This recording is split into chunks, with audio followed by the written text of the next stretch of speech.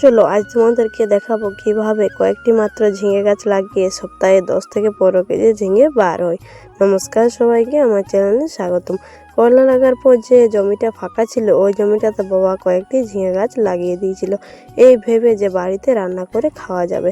কিন্তু বাড়িতে তো রান্না করা হচ্ছেই, তার সাথে সাথে হাটেও বিক্রি করা হচ্ছে। আর এই দেখো গাছগুলোতে কিন্তু ফুলও ধরে আছে, আর এরকম ছোট ছোট ঝিঙেও অনেক ধরে আছে। গাছগুলোতে কিন্তু ঝিঙে ভালোই ধরে আছে। এই দেখো কত সুন্দর লম্বা লম্বা। এই ঠান্ডায় কিন্তু ঝিঙে চাষটা ভালো হয় না, এইভাবে ঝিঙেগুলো কিন্তু বেঁকে যায়। তাই এখন হাটেও খুব একটা ঝিঙে বিক্রি করতে দেখা যায় না। তার জন্য ঝিঙের রেট এখন ভালো হয়েছে, 60 টাকা কেজি। আর এই দেখো ঝিঙে তুলতে কিন্তু আমি ব্লেড নিয়ে এসেছি, হাত দিয়ে তো আর ঝিঙে তোলা যাবে না। আর এই দেখো এইটুকু জায়গায় আমাদের ঝিঙে চাষ করা আছে।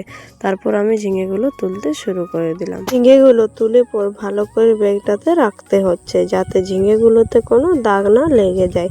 ঝিঙেগুলো কোনো রকম দাগ লাগলে কিন্তু ঝিঙেগুলো পাইকার নিতে চাই না। সপ্তাহে আমরা একবার ঝিঙে তুলি, 10 থেকে 15 কেজি ঝিঙে বার হয়। এই দেখো ঝিঙে গাছটার কাছে কিন্তু একটা বিমস গাছ আছে, বিমসগুলো হয়ে গেছে, তাই বিমসগুলো আমি তুলে নিলাম। তারপর আমার ঝিঙে তোলা কমপ্লিট। এই দেখো 2 বিঘে এতগুলো আমাদের ঝিঙে বার হয়েছে।